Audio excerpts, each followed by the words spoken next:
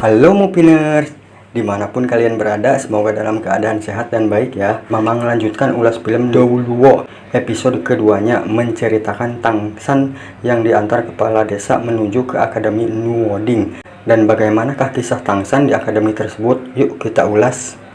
Jangan lupa untuk siapkan kopi panas, suhu kacang, ubi-ubian, dan jagung beledug untuk menemani hari kalian yang sesumpek ini. Ulas film.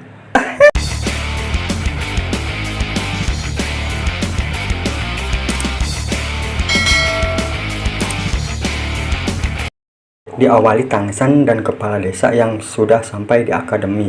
Mereka melihat seseorang yang sedang duduk di kursi malas sambil membaca buku. Tangsan yang mau masuk dihentikan orang tersebut dan menyuruh memperlihatkan roh pelindungnya. Lalu Tangsan pun memperlihatkan roh pelindungnya, yaitu rumput biru perak. Lalu Tangsan menanyakan apakah dia kepala akademi. Sebelum dijawab, ada orang yang memanggil Tangsan. Namanya Liu Long. Dia menanyakan kenapa masuk sembarangan karena mereka kelihatannya bukan orang yang berada. Namun kepala desa menjelaskan tujuan mereka. Ada yang merekomendasikan untuk mendaftar di akademi tersebut. Liu Long pun meminta surat rekomendasi tersebut. Namun kepala desa dan Tangsan pun kebingungan. Lalu kepala desa memberikan plat rekomendasi yang diberikan Su Yuntao dari Balai Roh Pelindung waktu itu ke Tangsan. Dengan plat rekomendasi itu, Tangsan bisa jadi murid tambahan di akademi dan juga dapat beasiswa. Liu Long yang sok berkuasa malah mengejek mereka. Kemudian datanglah Xiao. Dia adalah anak wali kota Nuwoding. Liu Long sendiri bisa dibilang anak buahnya Xiao. Berbeda dengan Liu Long, Xiao menyambut ramah mereka dan meminta maaf atas perbuatan kasar Liu Long dan menyuruh Tangsan untuk masuk, tapi Xiao menanyakan roh pelindung apa yang sampai bisa Balai Roh Pelindung merekomendasikan Tangsan. Tangsan mengatakan rumput biru perak dengan kekuatan roh penuh, dan itu membuat kaget Xiao dan orang yang duduk di kursi pemalas tadi karena jarang orang yang mempunyai kekuatan roh penuh. Dan Tangsan pun dipersilahkan untuk masuk. Sembari jalan, Tangsan melemparkan kerikil kecil ke kaki Liu Long yang tadi sudah membuat kesal dia. Tangsan yang masuk diikuti orang yang tadi duduk. Dia tak yakin Tangsan mempunyai kekuatan roh penuh dan meminta memperlihatkan roh pelindung yang ada di tangan kirinya. Tangsan yang tak mengerti dijelaskan orang tersebut tak mungkin mempunyai kekuatan roh penuh kalau cuma rumput biru perak, dan mencurigai Tangsan punya roh pelindung ganda. Tangsan yang heran karena orang tersebut tahu apa yang dia rahasiakan dan mencoba menutupinya. Orang tersebut pun tak memaksa Tangsan dan menyuruh Tangsan memanggil dia Master seperti yang lain karena dia bukan guru di akademi itu. Dia hanya orang yang makan tidur gratis di tempat itu. Dan Tangsan pun membolehkan dia untuk jadi gurunya saat waktu senggang karena dia yang bisa mengembangkan kekuatan roh pelindung rumput biru perak milik Tangsan. Lantas dia menyuruh Tangsan untuk mengikuti dia untuk membantu mengurus administrasi masuk dan menunjukkan tempat tinggal Tangsan di Akademi Nuwoding, yaitu di asrama 7. Di perjalanan menuju asrama, Tangsan melihat murid di situ yang sedang ingin membunuh kelinci. Dikatakan master mereka disuruh Xiao membunuh kelinci agar terbiasa nantinya membunuh monster roh yang nanti akan menjadi penambahan kekuatan bagi roh pelindung. Di sisi lain, seorang wanita cantik, imut, lucu, dan sedikit manja seperti kayak pengen ditampar. Maksudnya tamparan kasih sayang. Dia mau daftar ke akademi. Dia pun disambut Liu Long yang disuruh Xiao dengan nada tidak ramah. Kemudian Xiao datang menyambut ramah kayak carmuk gitulah. Mungkin dari Tangsan yang direndahkan Liu Long juga disuruh Xiao supaya Xiao dianggap orang baik, ramah, sopan santun, dan berwibawa di hadapan murid-murid baru.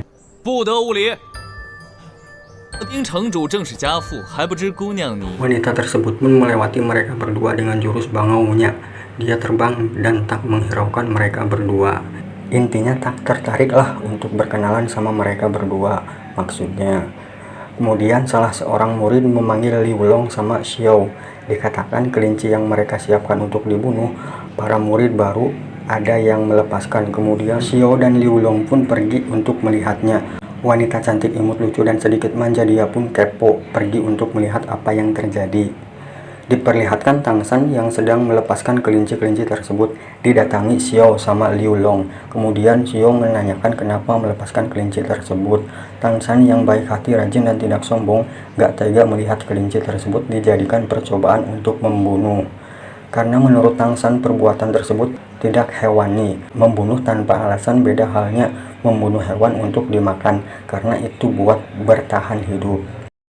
Xiao yang tak terima menyuruh Tang San untuk menangkap kelinci tersebut dan memasukkan lagi ke kandangnya. Kalau tidak, dia gak boleh sekolah di Akademi Luoding. Tang San yang menolak, dia siap menanggung apapun resikonya. Kejadian itu pun dilihat wanita cantik, imut, lucu, sedikit manja-manja yang sedang mengintip. Dan lagi tegang-tegangnya, Master memanggil Tang San dan menyuruh untuk merapihkan kamarnya di asrama.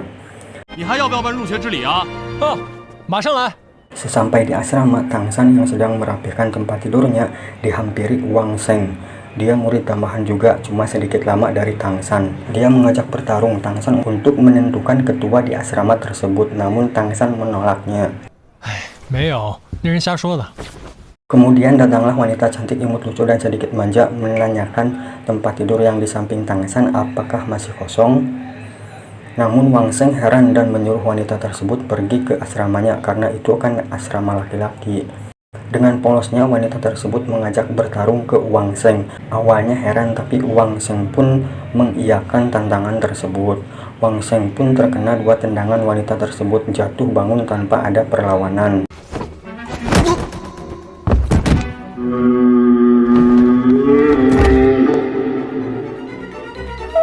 Wang Sheng tak terima mengajak bertarung memakai roh pelindung. Dia pun mengeluarkan roh pelindungnya, yaitu harimau. Namun wanita tersebut tak takut sedikit pun roh pelindung dia kelinci. Namun dia gak mau memakai roh pelindungnya untuk menghadapi Wang Sheng. Dan benar saja, Wang Sheng tak berdaya melawan wanita tersebut. Saat Wang Sheng mau terjatuh karena tendangan kepalanya mau terbentur sudut meja, tapi Tang San menangkap dan menyelamatkannya. Dan Wang Sheng pun menyerah. Wanita tersebut lantas menantang Tang San. Namun Tang San menolaknya, tapi wanita tersebut memaksa Tang San untuk melawannya. Tang San yang tak tega karena rengekannya mengiyakan untuk melawannya, dan sembari berkenalan wanita tersebut namanya Xiao Wu. Pertarungan tersebut Xiao Wu yang menyerang Tang San dan Tang San hanya menahan serangan Xiao Wu. Yah gitulah, gak usah dijelaskan, udah pada paham kali. Tang San yang terjatuh mengaku kalah.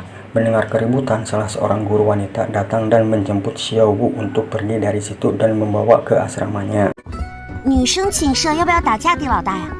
Karena tempat ketua di asrama 7 kosong, Wang Sheng mengajak bertarung Tang San. Dijelaskan Wang Sheng ketua asrama itu harus ada untuk melindungi murid-murid di sana biar gak ditindas murid-murid lain, karena di asrama 7 hanyalah murid tambahan. Tang San pun mengiyakan untuk bertarung. Di sisi lain ada murid yang mengadukan ke Xiao kalau ada perkelahian di asrama 7 dan membuat Tang San terluka. Master yang berada di situ pun kaget dan menemui Tang San. Tang San menjelaskan pas mau bertarung menentukan ketua asrama, gantungan lampu di atas terjatuh dan ingin menimpa Wang Sheng. Lalu dia mendorong Wang Sheng dan lampu itu pun menimpa Tang San. Luka itu pun hanya mimisan saja. Tang San yang berjiwa baik hati, jujur, dan tidak sombong, dia memperbaiki lampu yang terjatuh dan memasangkan paku untuk menggantungkannya. Paku tersebut diminta dari pandai besi yang ada di kota Nuoding, dan Tang San pun bekerja sampingan di pandai besi tersebut karena dia bisa melebur besi dengan jurusnya yang diajarkan ayahnya, dan pemilik pandai besi tersebut menerima Tang San dengan kemampuannya tersebut. Malam hari pun tiba. Tang San yang tertidur tak sadar ada orang yang merapatkan ranjangnya dengan yang satunya. Ternyata Xiao Wu yang datang ke situ dan tidur di samping Tang San. Tang San yang tersadar melihat Xiao Wu yang ada di situ, dia kaget karena selimutnya ditarik dia. Tang San pun memberikan selimutnya, namun tangan Tang San ditarik Xiao Wu dan tidur di pangkuan Tang San. Tang San yang heran berharap dia sedang bermimpi dan saat bangun semua akan kembali normal. Pagi pun tiba. Tang San yang terbangun disaksikan murid-murid asrama 7. Kemudian Xiao Wu pun terbangun dan menyapa Tang San. Tang San pun kaget, terheran-heran. Lalu Xiao Wu yang bangun tidur, rambutnya berantakan dan menyuruh Tang San untuk merapikan rambutnya. Tang San yang terbiasa mengepang rambut wanita karena sejak kecil dia menjaga anak-anak perempuan dan mengepang rambut mereka. Lalu orang tuanya memberikan arak sebagai upahnya. Arak tersebut untuk ayahnya, Tang San yang pemabuk karena sedih ditinggalkan istrinya. 你喝酒？ 我爸喝。 Tang San pun mengepang rambut Xiao Wu sambil bercerita mengenai kehidupan Tang San, dan film pun berakhir. Intinya dari film tersebut, jangan sia-siakan kesempatan. Nantikan episode selanjutnya kisah Tang San yang sama Xiao Wu, dan apa yang akan terjadi dengan Tang San karena sudah menantang tuan muda Xiao. So, jangan lupa untuk tersenyum hari ini. Bye. 会天天喝酒。